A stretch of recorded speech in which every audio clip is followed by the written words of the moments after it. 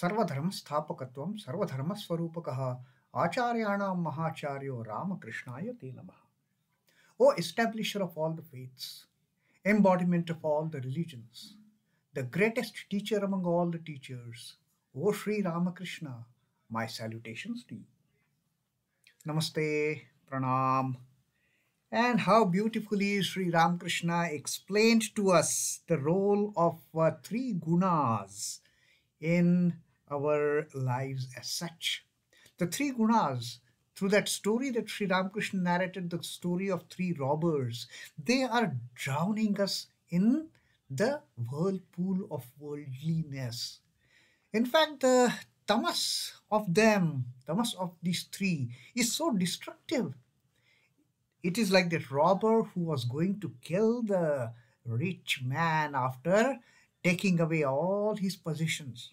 This tamas robber, he said, we have taken all what we want from this person, now let us kill him. But the second robber, the rajas, he said, what is the point of killing him? As it is, we have taken everything from him. Now we will bind him tight, all his hands and feet, and leave him here in the forest for the beasts to take care of him. So the rajas and the tamas, they tie the hands and feet of this rich man and they just bind him. That is what rajas does, Sri Ramakrishna says. While the tamas is on the verge of destruction of the individual, destruction of the people into the worldly temptations. The rajas binds them. The rajas binds them very tight in the worldly temptations. And these people, they are not able to come out of those entanglements. So that is the role played by tamas and rajas. Sri Ramakrishna explained beautifully in the form of those two robbers. Now the third robber, the sattva, he sees this poor fellow all beaten and bruised and everything is taken away from him, tied hands and feet, and he is unable to do anything. So this fellow feels some pity for him and goes and unties all those shackles, all those bindings, and tells him, come, I will take you to the highway. Takes him to the main road and shows him the path. Take this path and you will reach your home. This man is highly indebted to the robber sattva. He tells him, you also come with me. All my relatives, my family members, they will be so happy to see you, that the great thing you have done to me. You have set me free, you have taken care of me, you have shown me the path, and you have helped me reaching my home. All the family members will be so happy to meet you. Come, let us go. Sattva says, no, I can't come. The moment I come there, the police will come and catch hold of me. So that is I can show you the path, but I cannot come. And then Sri Ramakrishna, through this story, he points out how even the sattva as a guna, all the purity, sattva has got all the positive traits with him, but he's like that robber. Sattva will show us the way. Sattva happens to be the last step before we climb onto the roof of Satchidananda. But sattva is still below Satchidananda. If we have to reach the roof, we have to step over. We have to go beyond this step of sattva, the last step. That sattva is still the last step. It is not the part of roof. It is not the roof at all, Sri Ramakrishna says. So, this is how the three gunas, they try to bring us down. The rajas, the tamas and rajas, they are absolutely, they are hell-bent upon our destruction and our getting trapped in the worldliness. Sattva at least shows us the way out. But still, sattva is a robber, Sri Ramakrishna says, and therefore we have to go beyond all the three gunas if we have to realize the Satchidananda Brahman. So that was our last learning from the teachings of Sri Ramakrishna. And here again on this day, it is the May 2nd, 1883. And Sri Ramakrishna has come to another Brahmo place of worship. This place is in Nandan Bagan.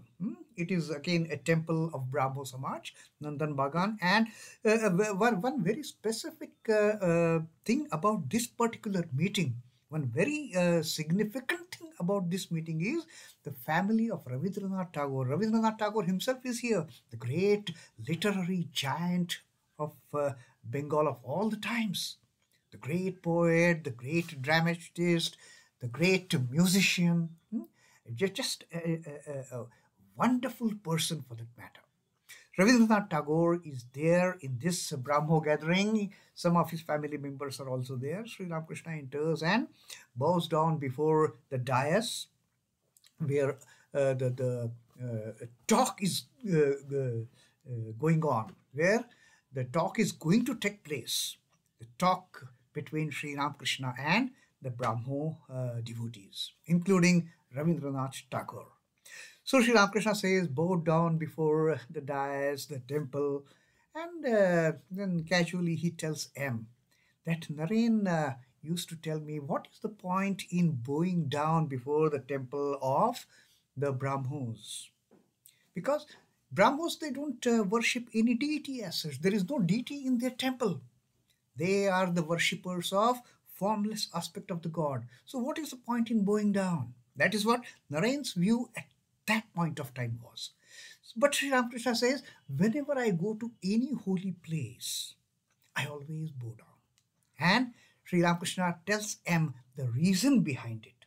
Sri Ramakrishna says that the sight of temple recalls to my mind God alone. The moment I go to any temple, whether it is temple with the deity, with the image, or it is temple dedicated to the formless aspect of the God, whether it is a temple of a Saguna Brahman, the Sakara Brahman, or a Nirakar and a Nirguna Brahman.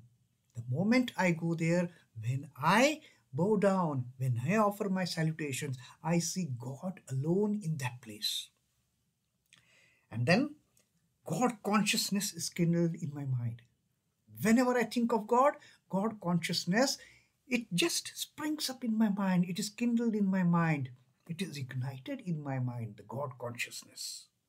God is present where people talk about Him. Wherever the congregation of holy men, the satsang, whenever such talk about God is going on, Sri Ramakrishna says, God is all the time present there. In the form of their talks about God, God is always there wherever people talk about Him. One feels their presence of all the holy places. In a satsang where a lot of devotees have gathered and a lot of interaction is going to happen, a lot of views are going to be exchanged on the God as a topic, on the topic of God. Sri Ramakrishna says that one feels the presence of all the holy places where God is being discussed. All the holy places, the Kashi, the Mathura, the Vrindavan, the Dwarka, all the holy places, you feel as if they are there where people are discussing about God. Places of worship recall God alone to my mind. And again, Sri Ramakrishna says, whenever I think of any place of worship, I always remember God alone. The memories of God, they come alive in my mind whenever I recall of any places of worship. So that is what Sri Ramakrishna has just started his introductory talk with Sri M, and now he starts talking to the entire gathering. Sri Ramakrishna says that how this association of something related to God makes him closer to the God, makes him think of God all the time. The association, like we have seen that day when we read about Sri Ramakrishna's visit to circus. Sri Ramakrishna was seeing that the performance in the circus where the English woman was doing all those terrific stunts, making the horse run through those circles of fire, and then all those tricks, daredevil tricks she was performing, standing on one leg on that running horse. All those things. For us, these are entertainment. But for Sri Ramakrishna, all those things, they brought in the divine consciousness in him. And he started thinking that if this lady must have practiced so much, and if a devotee starts practicing the spiritual austerities in the same manner this lady had practiced, doing those tricks on the horse, the devotees will attain to God. Like this girl, this lady, she has so marvelously performed all those deadliest of the deadly feats. So any of such association, it just takes us Godward, Sri Ramakrishna says. A great devotee is always turned Godwards by associating anything that has got something to do with God. Now, Sri Ramakrishna here gives those few examples about a few devotees. Sri Ramakrishna says, once a devotee was overwhelmed with ecstasy at the sight of the babla-tree. The babul tree, the Indian gum Arabic tree. Now, the moment this devotee saw that tree, the babul tree, the babla-tree, he went into ecstasy. He got into the divine fervor. Now, what has got that bubble tree to do with the the divine fervor or getting into ecstasy? He had some reason to associate that bubble tree with the God consciousness. And what was the reason? It's very interesting. The idea flashed in his mind that the handle of the axe used in the garden of temple of Radhakanta was made from the wood of babla. In the Radhakanta temple, the gardeners, they used to use axe to cut the branches of the trees and all. And this axe was used in the temple of Radhakanta. In the garden of the temple of Radhakanta, this axe was used, the handle of which was prepared from the wood of babla tree. Now look at this association this devotee fetched. The babla tree, the handle of the axe used in Radhakanta temple. Oh my Radhakanta.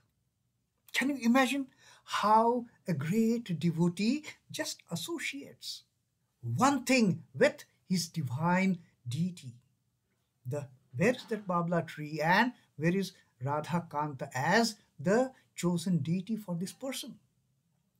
But he associated the tree of babla, the wood of babla, being used to make the handle of the axe, which is used in the temple of Radhakanta. So, the moment he saw the tree, he was deported into the realm of Radhakanta. And he got into that spiritual fervor, that divine fervor. Then Sri Ramakrishna gives another example. He says, another devotee had such a devotion for his guru that he would be overwhelmed with ecstasy when he used to see the relatives of the guru or even the neighbors of the guru. Seeing a neighbor of the guru, this devotee immediately used to think about his guru, and he used to recall his guru's words, his guru's teachings to him in the form of the divine mantra that the guru had imparted to him, and he used to get into the divine fervor. And then Sri Ramakrishna gives the example of the Radhika and gopis. Krishna consciousness would be kindled in Radha's mind at the sight of a cloud. Now, what was that cloud to do with Krishna consciousness? The cloud was dark in color. So was Radha's Krishna, dark in color. That color association. Immediately, whenever Radhika used to see the dark cloud in the sky, she used to get into the mood of Krishna consciousness. A blue dress. The moment she used to see a blue dress, she used to get into the Krishna consciousness. Or even by seeing a painting of the Krishna, an ordinary hand-drawn painting may not be beautifully colored and all that, but a simple painting of Krishna would bring in that Krishna consciousness in him. And then Sri Ramakrishna said. She would become restless and cry like a mad person, Krishna, Krishna, Krishna, where are thou? Like a mad person, Radhika used to cry for Krishna whenever she used to see anything which could be associated with Krishna, whether it was a cloud, whether it was a blue dress, or whether it was just an ordinary painting of Krishna. And like a mad person, she would start crying, "Oh Krishna, oh Krishna, oh Krishna, where are you?" Now, to this particular thing, one Brahmo by name Ghoshal, he commented, but madness is not desirable. Now, these are all the educated people. For them, getting into such kind of spiritual fervor, getting into such kind of ecstasies, getting into such kind of spiritual or devotional emotionalities, that was not a thing to be done.